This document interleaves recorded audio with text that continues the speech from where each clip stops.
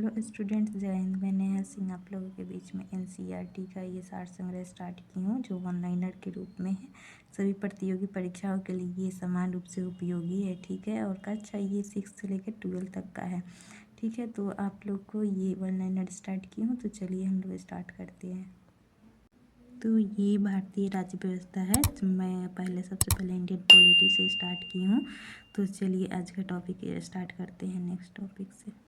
तो देखिए, ये हम लोग यहाँ संविधान सभा के बारे में कल के लेक्चर में देख लिए थे, ठीक है। और ये लेक्चर नंबर 4 है। तो इसके पहले का जो भी लेक्चर चाहिए वो प्ले लिस्ट में है, तो आप लोग उसको देख लीजिएगा, फिर इसको देखिएगा, ठीक है। तो आज का ये टॉपिक स्टार्ट करते हैं। आज का जो टॉपिक देखिए, आज का ये जो टॉपिक है वो 26 नवंबर 1949 को भारतीय संविधान किसके द्वारा अधिनियमित किया गया था। तो ये संविधान सभा द्वारा अधिनियमित किया गया था। फिर जनगण मन को भारत के राष्ट्रगान के रूप में कब अपनाया गया। तो 24 जनवरी 1950 में अपनाया गया। जनगण मन को राष्ट्रीय गान के रूप में कब अपनाया गया। 24 जनवरी 1950 को। भारत सरकार द्वारा अशोक स्तंभ को राष्ट्रीय चिन्ह के रूप में कब अंगीकृत किया गया था। 26 जनवरी 1950 को। 26 जनवरी 1950 को राष्ट्रीय चिन्ह के रूप में अंगीकृत किया गया था, यानी एडॉप्ट किया गया था, ठीक है।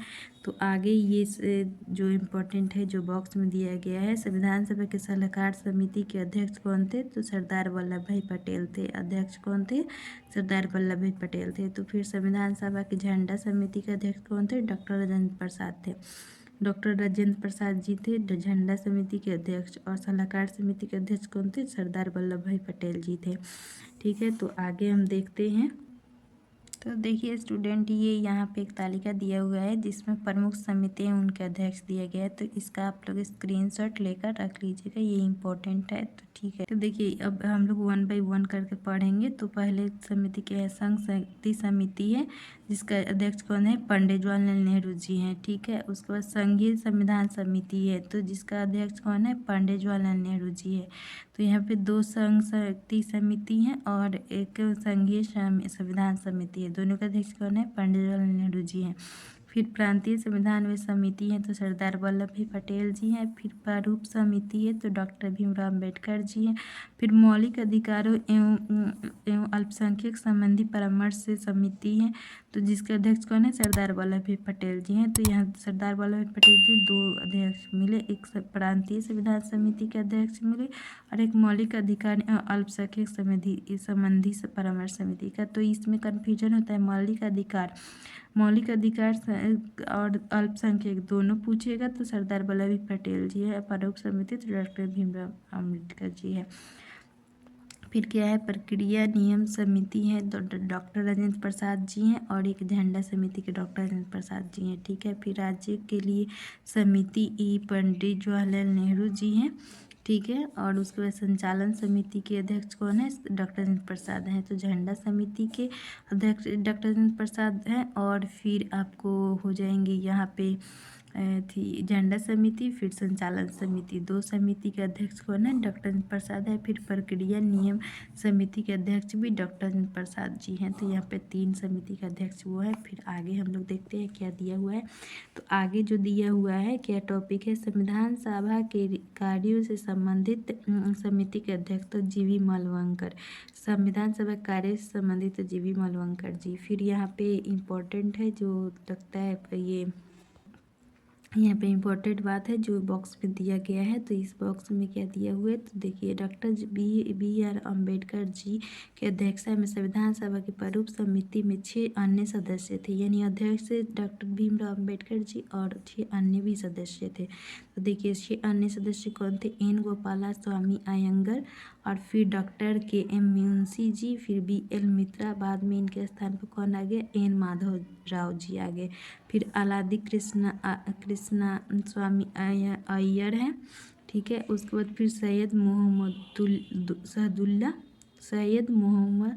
असदुल्ला तथा डॉक्टर। बाद में इनके स्थान पर टी कृष्णाचारी जी थे, आ गए थे। तो देखिए, 2 जो सदस्य थे उनके स्थान पे अन्य सदस्य आए थे। एक थे बी एल मित्रा जी, याद रखिएगा, एन माधव राव जी आए थे इनके स्थान पर। फिर डीपी खेतान जी थे, जिनके स्थान पर कौन आए थे, टी कृष्णाचारी आए थे, ठीक है। तो ये 2 इम्पोर्टेंट है, ये पूछ देता है कि प्रारूप समिति के सदस्य कौन नहीं थे। तो 3 देगा और एक जो ऑप्शन रहेगा वो अन्य किसी का सदस्य का नाम दे दिएगा। तो आप लोग इसका ध्यान में रखिएगा, ठीक है। यह पूछ देगा एन माधव के स्थान पे कौन आए थे, ठीक है। अच्छा, एन माधव की पूछेगा कि BL मित्रा जी के स्थान पे कौन आए थे। तो एन माधव जी आए थे। DP खेतान के जगह पर TT कृष्णाचार्य आए थे, ठीक है। तो हम लोग फिर आगे देखते हैं क्या दिए हुए। तो संविधान सभा ने डॉक्टर BR अम्बेडकर की अध्यक्षता में प्रारूप समिति का गठन कब किया था। तो प्रारूप समिति देखिए कब बना था, 29 अगस्त 1947 को ही बन गया था, ठीक है।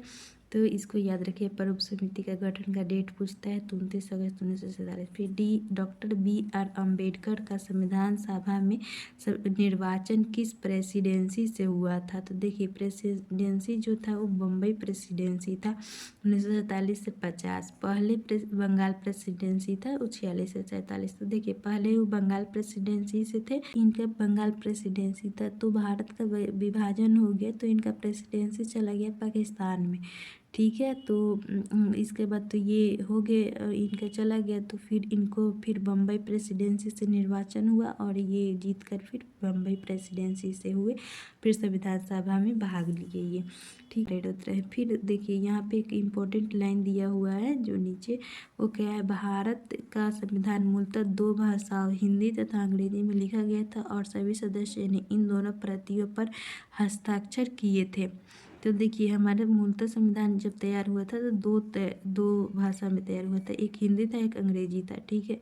और तो इसलिए हम लोग का जो भारत में संविधान में भारत का 2 ही नाम मिलता है, एक मिलता है भारत और एक इंडिया, ठीक है। तो इसलिए हिंदी और अंग्रेजी 2 ही भाषा में था। तो चलिए इसके आगे देखते हैं स्टूडेंट लोग। ये अगला जो टॉपिक, अगला पेज में अगला टॉपिक दे दिया है। नेक्स्ट टॉपिक क्या है, संविधान के विभिन्न प्रावधान है उनके स्रोत। तो ये जो टॉपिक है वो नेक्स्ट वीडियो में आप लोग को वन लाइनर कराएंगे, ठीक है। तो आज का वीडियो यहीं पे समाप्त करते हैं। धन्यवाद इतना देर वीडियो देखने के लिए, और आप लोग ये वीडियो को लाइक कर दीजिए, चैनल को सब्सक्राइब कर दीजिए और अपने दोस्तों के पास ये शेयर कर दीजिए जो गवर्नमेंट जॉब की तैयारी कर रहे हैं, ताकि उन लोगों को भी हेल्प मिल सके। आप लोग को बहुत बहुत धन्यवाद। जय हिंद।